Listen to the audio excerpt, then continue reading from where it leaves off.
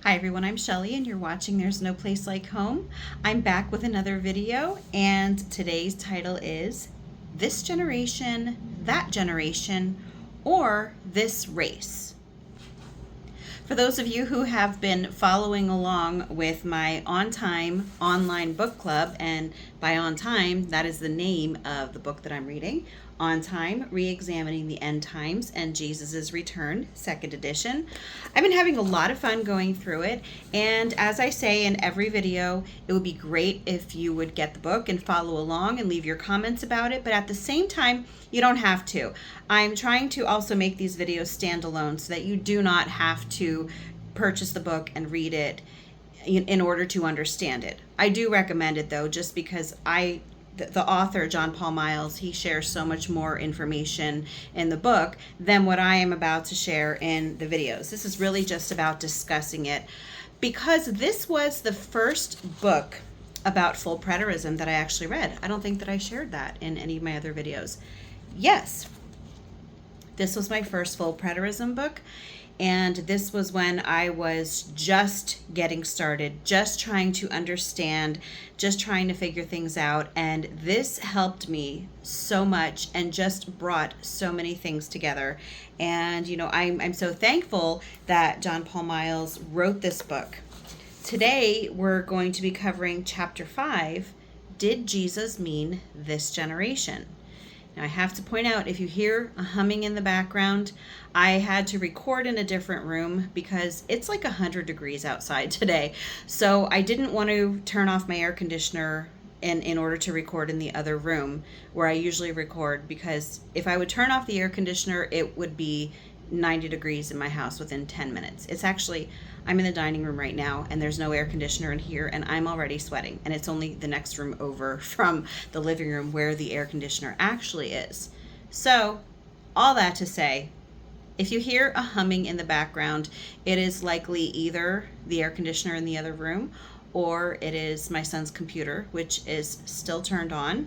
Actually, this is funny. I actually wish that you could see it, because my oldest daughter's boyfriend, he played a joke on my 16-year-old son, and again, this is his computer, and he made his screensaver Mark Zuckerberg with his tongue sticking out. And my son thought it was so funny, so he just left it there because, you know, we all think that Mark Zuckerberg is a little questionable. But anyway, that's just how my family is. They do stuff like that to each other all the time. So yeah, but now it's time to actually get started on just discussing this book. Now, if you would like to purchase a copy of this, I do leave a link in the description box for this book if you would like to get it and follow along. But did Jesus mean this generation? One of the verses that I share here the most often is Matthew 24:34, which says, "Truly I tell you, this generation shall not pass away until all these things take place." And that is where I got the name from for this video, because there are so many different theories of what people think Jesus meant when he said this generation. You know, did Jesus know what this generation meant? You know, that's the question. We're going to go over different ideas that people have over this. You know, just the other day, someone left me a comment on one of my videos, and he basically said Jesus failed because he said that he was going to come back in his generation. He did not. And we've talked about this in other videos for this book, because that unfortunately is something that atheists will use, because they very often know the Bible better than Christians do, and they will point these things out, things like the timing statements that are in the Bible. Well, why did Jesus say this generation? Well, why didn't he come back? So that's the question. You know, why are we allowing human interpretation of what this generation means take over instead of what Jesus meant? Because as God, you know, Jesus, he would have understood how to talk to human beings, right? But I'm getting ahead of myself. So first of all, let's talk about how we know what a biblical generation is. And we head to that for we head for that to Numbers 32, and we're going to read verse 13. The Lord was angry with Israel and made them wander in the wilderness for 40 years, until the entire generation that sinned in the Lord's sight had died. So we get a definition of what a generation is, a biblical generation, from Numbers 32:13. I'm stumbling over my words. It's probably because I'm hot. But anyway, so that is 40 years, typically thought of as 40 years. And the Greek word that is used for generation is Genea. And you can look all of these things up on Bible Hub. That is such an excellent tool when studying your Bible. You know, one thing that I always did was I always read my Bible because I felt like I had to do it. That's a huge difference, or it's very different from actually studying your Bible. So if you're actually studying your Bible, you want to have Bible Hub on hand, in my opinion, because you are able to read parallel verses and also to look up what the words meant in the original language. So in this case, we know that the word generation in Matthew 24:34 and many, many other verses that say generation, the word Genea was used. So here are some of the different ideas that people have about what Jesus actually meant about this generation. Now, my opinion is that this generation, he meant his generation. Very cut and dry, very simple. What is that that scientific saying, Occam's razor? Like the easiest thing is probably the one that's correct. That was probably a horrible paraphrase of that, but I'm sure you understand what I mean. So I believe that Jesus, when he said this generation, he meant this generation, like his generation, not our generation. Anyway, there are others who believe that this generation actually meant this race. And we'll get into that in a little bit.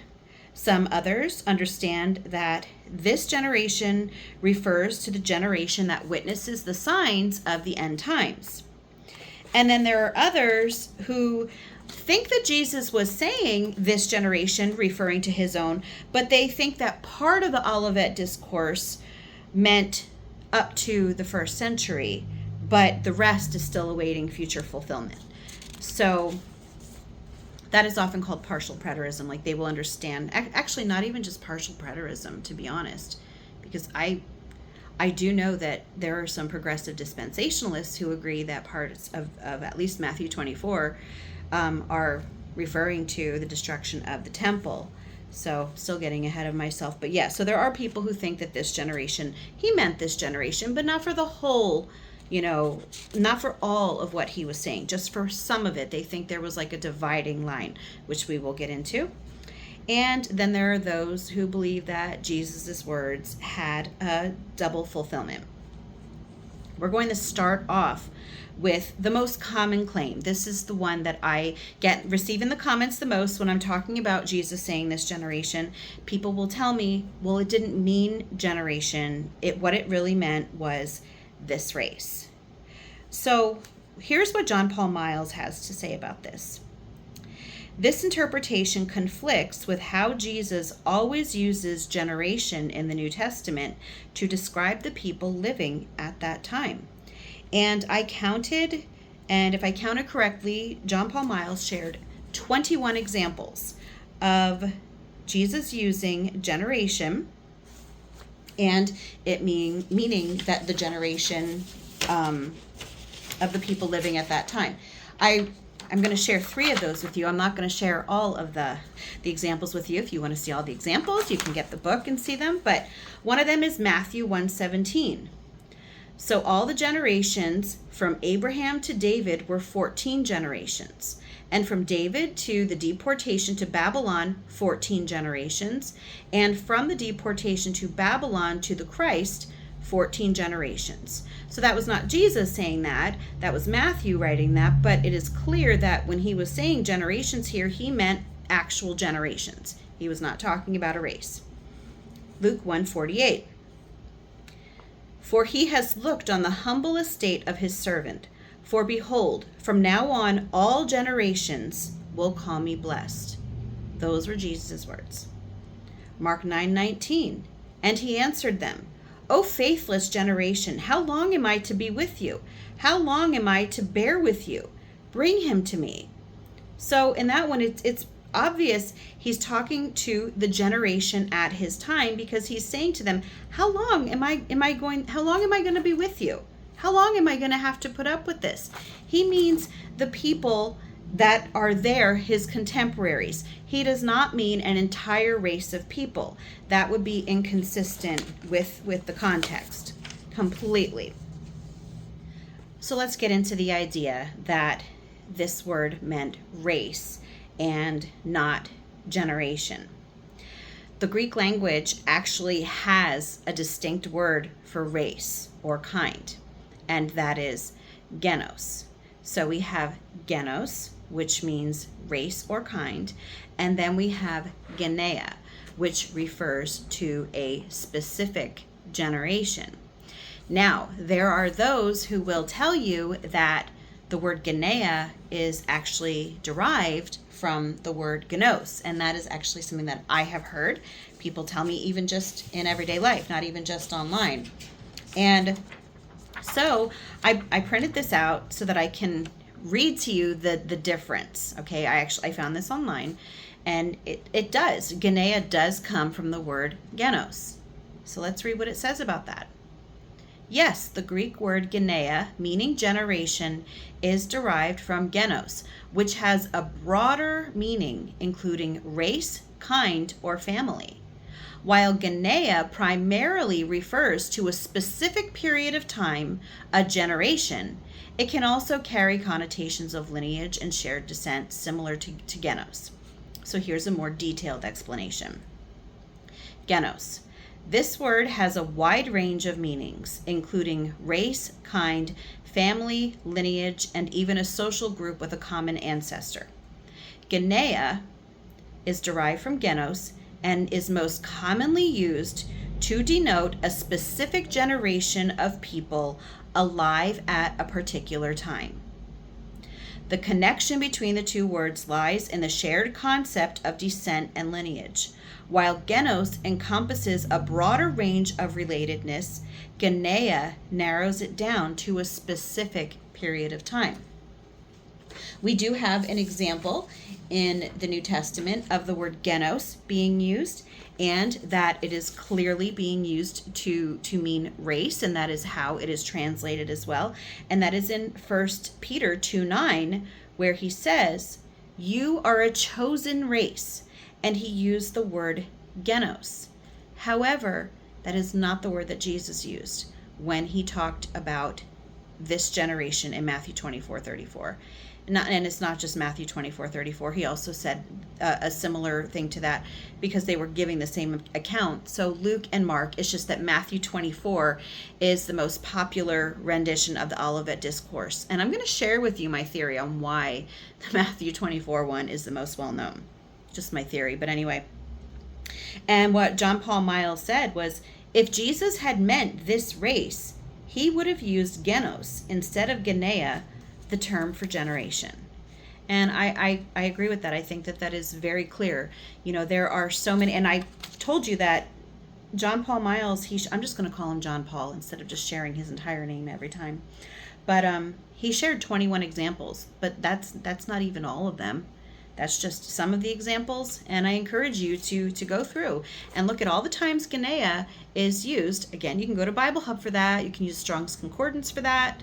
You can check these things out for yourself. Don't always just take my word for it. Don't always take John Paul's word for it. You should always do your own research. I enjoy reading these books, though, as a guide. But it's important when you're reading these things to have your Bible right next to you, or to have your concordance next to you, or to have Bible Hub next to you, so that you can double check these things. Because I've even found in some other books, not this one, but there was one I'm reading, I don't want to throw them under the bus, but I'm reading the Genesis 6 Conspiracy Part 2 also, which I don't agree with the eschatology at all. Like, it's almost to the point where I can't read it anymore.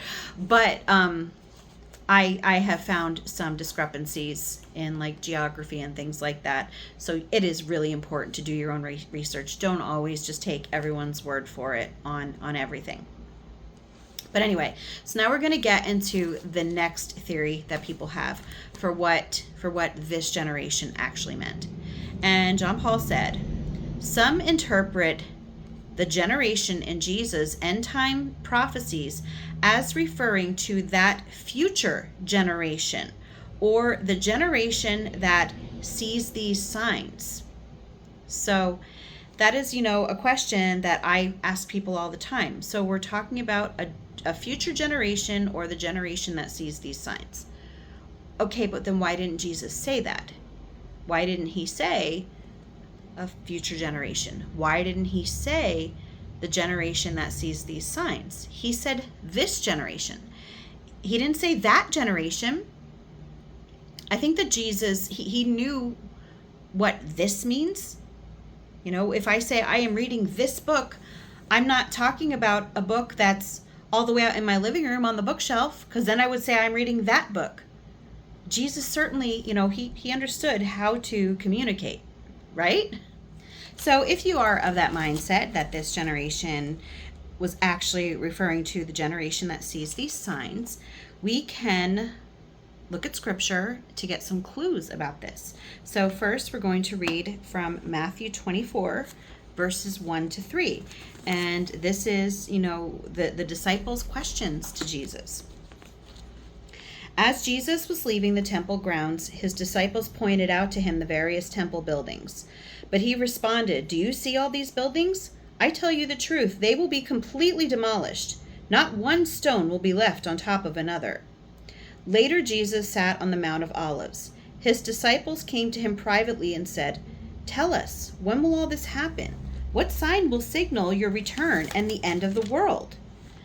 I find it interesting. I'm reading from the New Living Translation, and New Living Translation translates the word aeon. I believe it was the word aeon used here as world instead of age. Yeah, there's a footnote. It also is age. So that's why there are so many people that believe that the Bible is talking about the end of the world, because the word aeon, in my opinion, was mistranslated as world when it should have said age. But that is just my humble opinion. So next we're going to read from Mark 13, 1 to 4. Mark 13, verses 1 to 4. As Jesus was leaving the temple that day, one of his disciples said, "Teacher, look at these magnificent buildings. Look at the impressive stones in the walls." Jesus replied, "Yes, look at these great buildings, but they will be completely demolished. Not one stone will be left on top of another." Later, Jesus sat on the Mount of Olives across the valley from the temple. Peter, James, John, and Andrew came to him privately and asked him, "Tell us, when will all this happen? What sign will show us that these things are about to be fulfilled?" Did you notice the difference?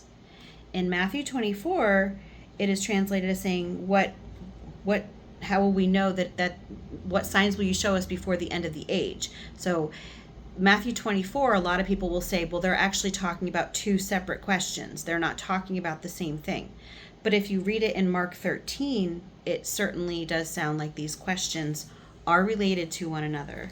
So I think that's one of the reasons that the Matthew 24 version is so much preferred by futurists. It's not the only reason. I'll get to the only reason later. But next we're going to read from Luke 21, 6 to 7, and just see how that one shares the disciples' questions. Luke 21, 6 to 7.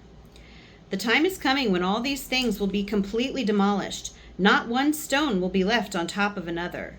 "Teacher," they asked, "when will all this happen? What sign will you show us that these things are about to take place?" Again, you notice that in Luke, it also links those two questions together. It is only in Matthew 24 that someone can treat those questions ambiguously. I'm not saying that Matthew was trying to convey that they were talking about two different signs. I think that he is consistent with the other gospels, but I think that futurists who are trying to kind of make excuses for this generation because they don't want it to mean what they want it to mean. Did that make sense? They don't want it to mean what the implications are. There we go. I hope I said that right. But anyway, Matthew 24 is kind of easier for someone to say, oh, no, look, this is talking about two different time periods. Well, I think that if you actually read it alongside Mark and Luke, you will find that, no, that wasn't the case at all. And, it is kind of deceptive to try to, just single out that one version because you like the way that it comes across, because then you can make it say what you want it to mean. So that's my thoughts on that. So here is the really interesting thing about this, is because Jesus was talking to his disciples about the temple, and that was what prompted them to ask these questions, was because he was telling them that the temple was going to be destroyed. And guess what? The temple was destroyed in 70 AD. And do you know what that means? It means that the temple was destroyed at the end of that generation. And I say that generation because it's not our generation. It was Jesus' generation. The temple was destroyed at the end of Jesus' generation. So that's Exhibit A. And the thing is that is exactly how the disciples understood it. They understood that Jesus was talking about their generation, not some future generation, or not a generation that sees these signs. Because one example of this is Peter in the book of Acts, when he cites the prophet Joel, and he says, this is that. We are in those last days. And that's from Acts 2, if you wanted to read through that. Also, in Hebrews, this is what John Paul has to say about this. The author of Hebrews describes the period as these last days, when God speaks through his Son. Hebrews 1:1-2. The Apostle John even declares it is the final hour and mentions the presence of antichrists. So first of all, let's go to Hebrews 1:1-2. I didn't have it marked. I probably should have, but let's see. So Hebrews 1, verses 1-2. 1 and 2. This letter is from Paul. Oh, sorry, that's Philemon. Long ago, God spoke many times and in many ways to our ancestors through the prophets. And now in these final days, he has spoken to us through his Son. So my translation here says final days, but last days certainly connotes the same thing. 1 John 2:18, little children, these are the end times. And as you heard that the Antichrist is coming, even now many antichrists have arisen. By this we know that it is the final hour. Jesus' disciples, who were intimate, they knew him intimately. They believed that they were in the last days. They believed that Jesus was talking about their generation. And I cannot tell you how disingenuous it is for people to say that, yes, Jesus' disciples were living in the last days, but 2,000 years later, we're still living in the last days. Well, that doesn't make any sense, because that would mean that the last days lasted longer than the old covenant days. So, I don't know. Then in Revelation 1:9, I, John, your brother and partner in the tribulation and kingdom and perseverance that are in Jesus, was on the island of Patmos because of the word of God and my testimony about Jesus. So one of the things that Jesus talked about, if they want to say, the people who see these signs, Jesus talked about a time where there was going to be great trouble, such as great tribulation, such as there has never been before. And then we have John saying in Revelation 1:9 that he was their partner and brother in the tribulation. It tells us that right there. Another example, we have the believers who fled to Pella because they took Jesus' warning seriously. And so for that, we go to Luke 21:20. You would think that I would have had these all marked off, but I have been so disorganized lately. There's always so much going on. But anyway, Luke 21:20. And when you see Jerusalem surrounded by armies, then you will know that the time of its destruction has arrived. Then those in Judea must flee to the hills. Those in Jerusalem must get out, and those in the country should not return to the city. For those will be days of God's vengeance, and the prophetic words of the scriptures will be fulfilled. So for those people who are saying, well, this is all talking about the end of the world, the whole world, well, it says here that people in Jerusalem must get out, and those in Judea must flee to the hills. So this is talking about a local event, and that is exactly what happened around 66 AD. There were Christians. They saw armies surrounding Jerusalem, and they fled. They went to Pella. And John Paul, he shared this account by Epiphanius of Salamis, a church father, writing. And he wrote this in 377 AD, and he recounted their flight. So people can say, oh, well, that was after that happened. Well, we have books about history all the time, so he was recounting what happened. After the exodus from Jerusalem, when all the disciples went to live in Pella, because Christ had told them to leave Jerusalem and to go away since it would undergo a siege. Luke 21:20. And that is exactly what they did. And that was around 66 AD. Because of this advice, they lived in Perea after having moved to that place, as I said. So the disciples then, they understood that Jesus was talking about their generation. And interestingly, the signs that Jesus talked about happened in their generation, just like Jesus said that they would. The temple fell in Jesus's generation. There was tribulation. There was great tribulation. John said he was their partner in the tribulation. This happened in Jesus's generation. And if you actually go back and read the events during the Jewish-Roman War and the inner turmoil and infighting that was going on in Jerusalem at the time, horrendous times. And I think the reason that a lot of people don't appreciate that is because most of us never learned about the Jewish-Roman War. I didn't learn about it in school. I didn't learn about it in church. I didn't learn about it at all. I didn't start learning about the Jewish-Roman War until I started researching covenant eschatology, which is another name for full preterism. That was how I learned about the Jewish-Roman War, and it was horrendous. Absolutely horrendous, the things that happened. I'm actually reading a book as a read aloud on my channel.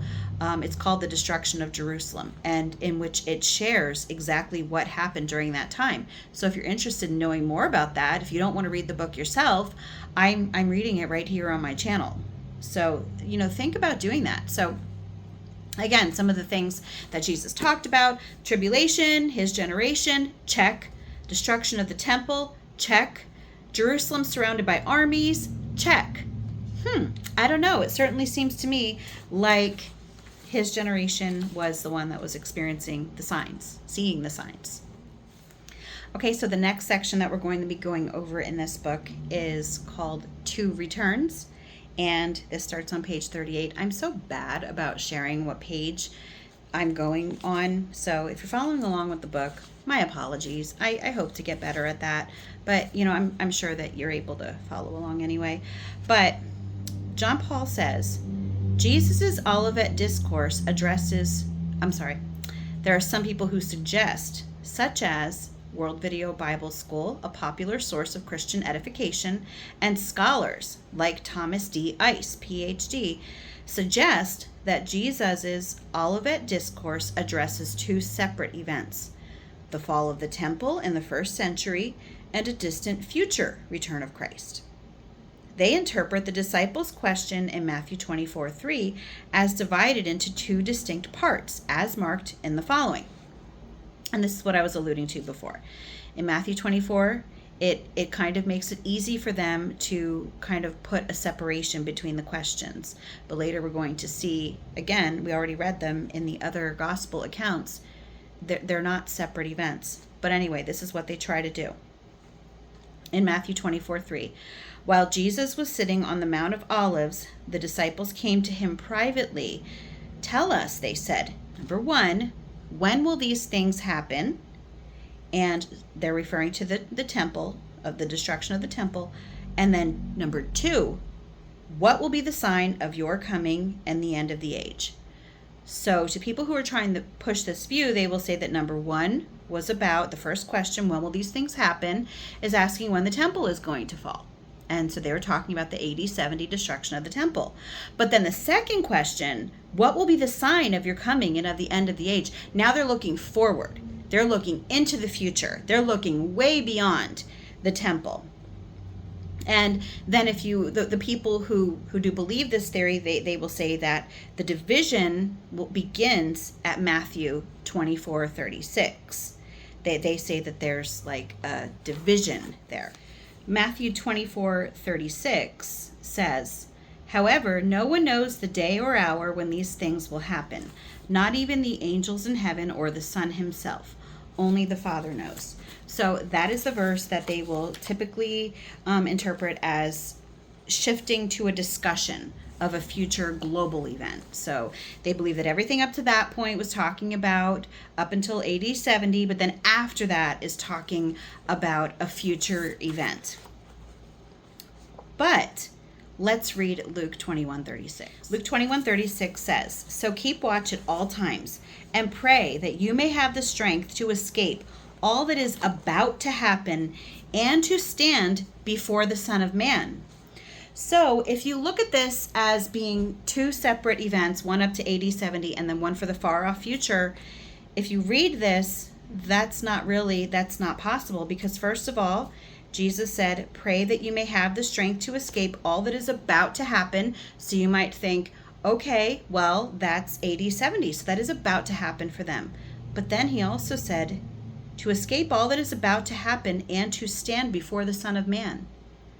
So he is telling the people right there before him that they should pray to have the strength to escape all that is about to happen and to stand before the Son of Man. So they are also going to stand before the Son of Man. So that would not be some future far off event. Luke undermines the idea of dividing the question into 2 unrelated parts. And I already read to you Mark 13:2-4 and Luke 21:5-7.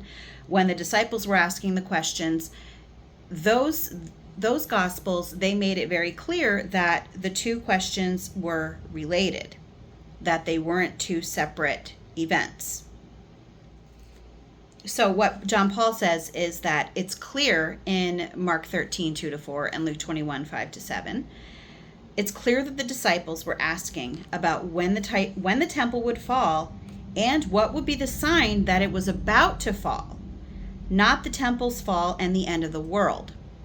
So the thing is that those who were listening to Jesus would have understood. That's why I said it's so important that the word aeon is translated correctly, because it means the word age. It doesn't, I don't think that world is a very good translation. You could use that, but age is certainly the more common translation for that. The people who were hearing Jesus talk about this, when he was talking about the destruction of the temple and the end of the age, they would have understood that the destruction of the temple would have been the end of the age. It would have been the end of the old covenant age, because they would not have been able to fulfill all of the requirements that they had under the law, because they needed the temple for that. So his disciples, they would have understood the destruction of the temple was the end of the age. Even if you want to say the end of the world, the end of their world, like my family. My family is my world. That doesn't mean that it's everyone's world. So if you want to look at it that way, you could also look at it that way as well. So when they asked when the temple was going to fall, Jesus gave the answer, indicating that it would happen in their generation, because they asked before he said, this generation shall not pass away, before all these things take place.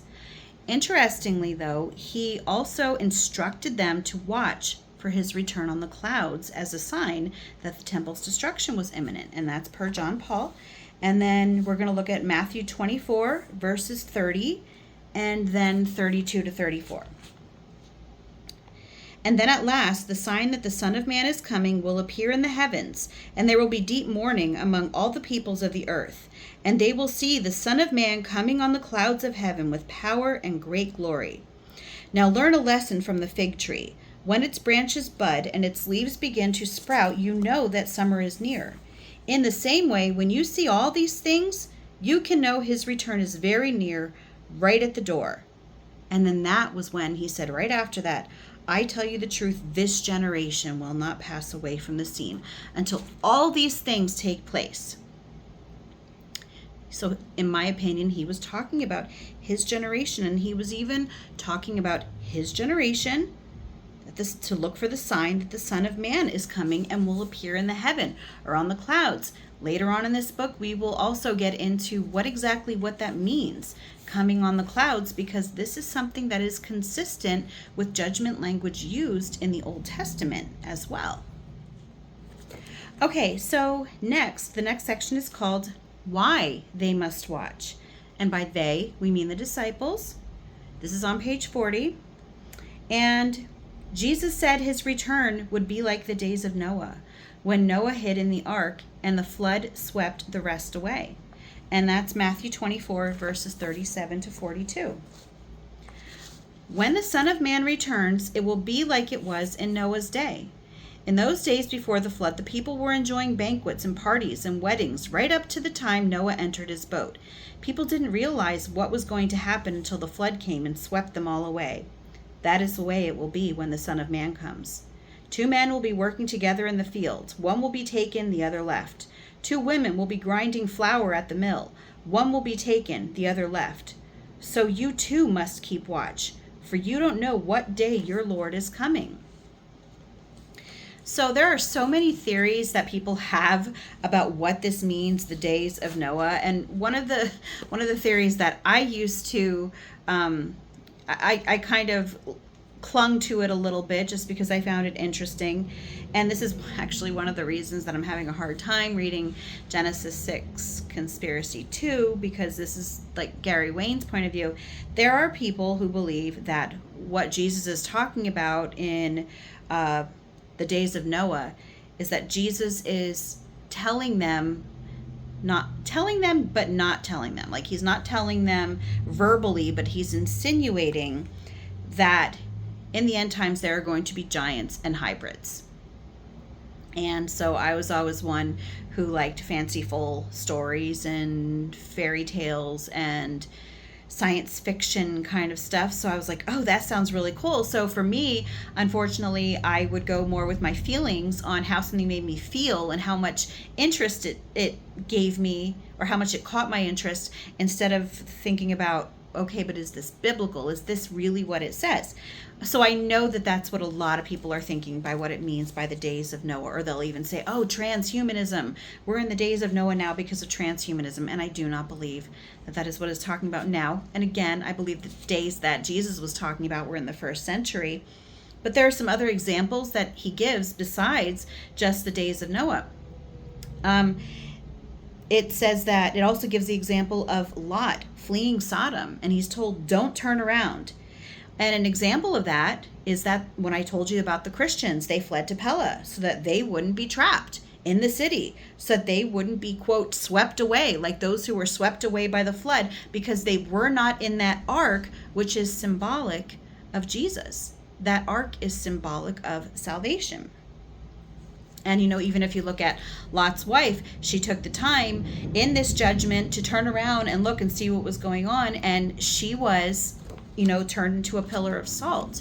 So the point that Jesus was making here was that when you see these signs, you need to take heed and you need to flee.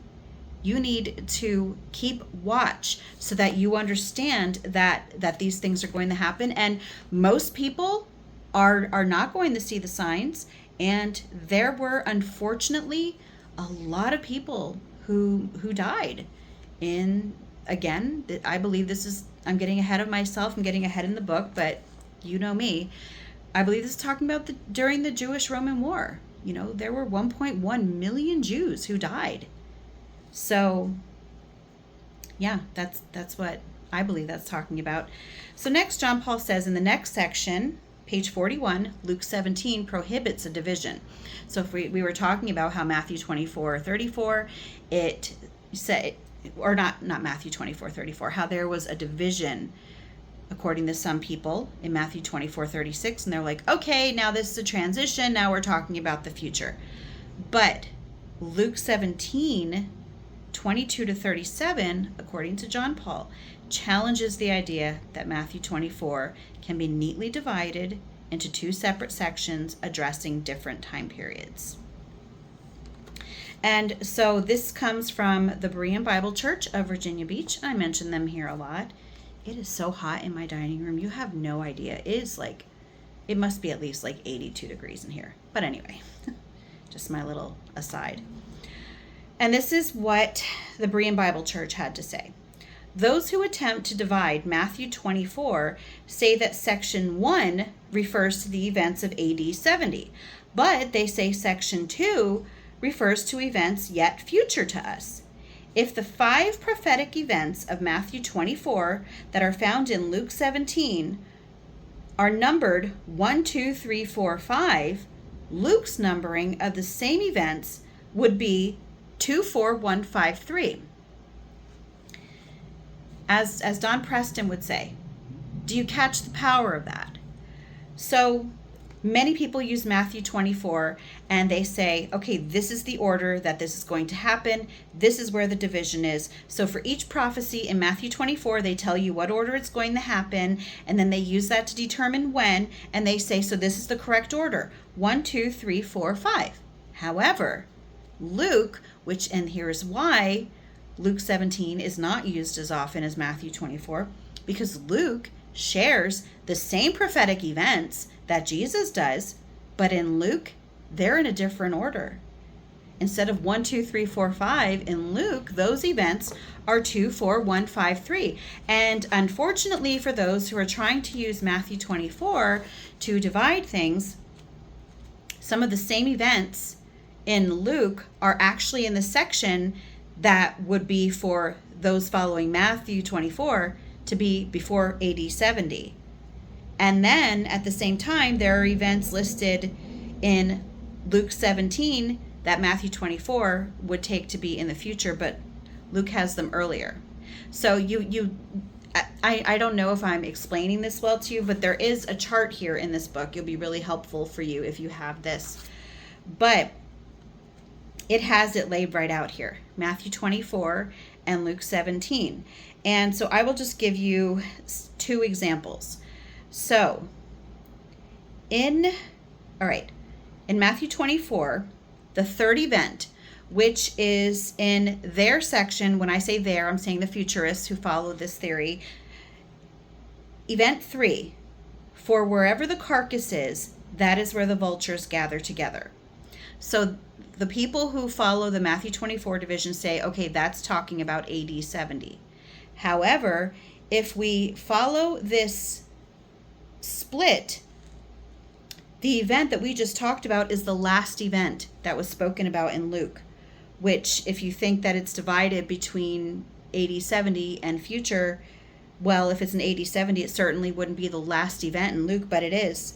It says, they answering asked him, where, Lord? He said to them, where the body is, there the vultures will also be gathered together. So another example is in Matthew 24:37, the one that I just read to you about the days of Noah. So they have that marked off as being a future event. However, in Luke, that prophecy, that prophetic event is only second in the list of 5 prophetic events. So this is probably sounding, a bit muddled to you, but all it is to say is that people like to use Matthew 24 because they use that as a chronological order of things that are close, AD 70, and things that are far future. But if you actually compare it next to Luke 17, it doesn't work, because things that should be in the far off future are actually would be considered near if they tried to apply the same sort of standards to Luke 17. So now is this the last one? Yes. So the last theory that people have is that this was a dual fulfillment. And I know that some churches will even say that not even just a dual fulfillment, but beyond that, it might be an ultimate fulfillment. Some churches have now started saying not only dual fulfillments, there's like 3 fulfillments. I don't see any scriptural evidence of that, but here's the clincher. Matthew 24:21. For it will be a time of great suffering, such as never has been from the beginning of the world till now, and assuredly never will be again. So it cannot have a dual fulfillment, one in AD 70 and one far off in the future, because Jesus said that assuredly it will never be again. There cannot be a dual fulfillment of something that Jesus said is only going to happen once. And John Paul said if the world would never be in such distress again, then Jesus had one fulfillment in mind. So now just to tie everything up, and I apologize, this is probably a long video. It was a longer chapter. Not that long, but I'm also a talker, and I add stuff like this, my babbling, that makes it longer. But anyway, we'll start out with the summary. The terms Genea and Genos. Jesus consistently used the term Genea. He did not use Genos as was used in 2 Peter when it was clear that they were talking about the word race. That was when the word Genos was used. Jesus consistently used Genea. And again, Genea, word derived from Genos, is most commonly used to denote a specific generation of people alive at a particular time. That is the word that Jesus used. Also, if we ignore the first century generation as the one that saw all of these events that Jesus was describing, we're basically ignoring so much historical evidence. You would have to ignore the destruction of the temple in AD 70. You would have to ignore the Christians' flight to Pella. You would have to ignore John saying that he was in the tribulation, and then we have historical accounts of atrocities that were happening during that time. And again, people will always say, we're living in the worst period now than ever. You haven't lived in every single period. So how would you know that? That's what Gary DeMar calls generational provincialism. Everyone always thinks that their own generation is either the most special or the worst, or everything has to happen in their generation. And that's why you see so many prophecies. People saying, oh, well, we're in the end times. We're the terminal generation. A lot of people think that because a lot of people really do fall into the generational provincialism. And that is really an example of that too. Okay, next, we go back to the questions. They're trying to say it that, oh, well, in Matthew 24, the disciples were asking questions, one about the temple and one about like the end of the world far off. But then if we actually read their questions in Mark and Luke, it becomes very clear that they were talking all about the destruction of the temple. So, and they were referring to the end of the age as the destruction of the temple, because it would be the end of the old covenant age. Everything would change for them if they did not have that temple to do the things that they were required to do. Okay, John Paul says, to claim he did not return as promised raises serious questions about his identity as the Messiah and the reliability of his prophecy. And that's from Deuteronomy 18, verses 20 to 22, which I did share in my last video. Deuteronomy 18, 20 to 22, it gives you standards, how you can know if someone is a false prophet. So Jesus, of course, would need to fall in line with those standards as well. And I don't think that there's anyone who is a believer who is willing to say that they think that Jesus was a false prophet. So when you claim that he didn't return when he said he would, in essence, though, that's the impression that people get. That's why so many atheists say, oh, well, he didn't return when he said he would. He's a false prophet. Because that's the impression they get from Christians. That even though the Bible says it, Christians are still waiting for him, saying, oh, he's coming soon. Well, soon was soon to the disciples, and even atheists understood that. But for some reason, Christians today just don't understand that. And I also, I have to, I'm going to read this last paragraph. I'm like all over the place today. It's honestly just because I'm so hot. As believers, we must avoid repeating the Pharisees' mistake of rejecting Jesus' first coming because it defied their expectations. Could we, in a similar way, be dismissing the fulfillment of his second coming for the same reason? Believers should be prepared to defend the gospel and carefully consider how Christ fulfilled the promise of his coming within their generation rather than dismissing it outright. And I have to say, and I've mentioned this in other videos, ignoring the first century generation, it not only dismisses other timing indicators, but as I mentioned before, it dismisses historical evidence. And so I still see so many people trying to make excuses about someone recently on my channel said, oh, well, soon actually means quickly. And then you'll have, okay, but this generation actually meant that generation, the generation in the future. It meant the race. So people will try to make excuses for especially those two, one phrase and then that one word, soon. And they will completely ignore all the rest of the timing indicators that if you understand that this was all talking about the first, like Jesus's generation, it all makes complete sense. Because besides soon and this generation, you have at hand, at the door, the final hour, the last hour. Some of you who are standing here shall not taste death until you see the Son of Man coming in his kingdom. Those of us who are still alive and remain, and this is talking about the resurrection. So if you're going to try to twist the meaning of this generation and soon, what about all of those other timing indicators? Are you going to try to twist all of those other timing indicators as well?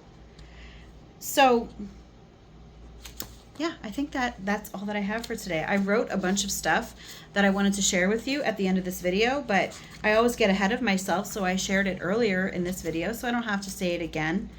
But the next chapter is called Scriptures of a Soon Return.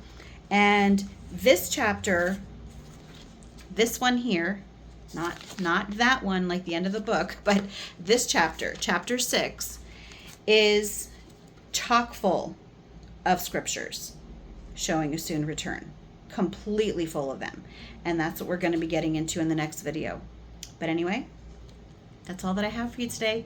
Thank you for bearing with me. I can tell I've just been all over the place today. It happens sometimes.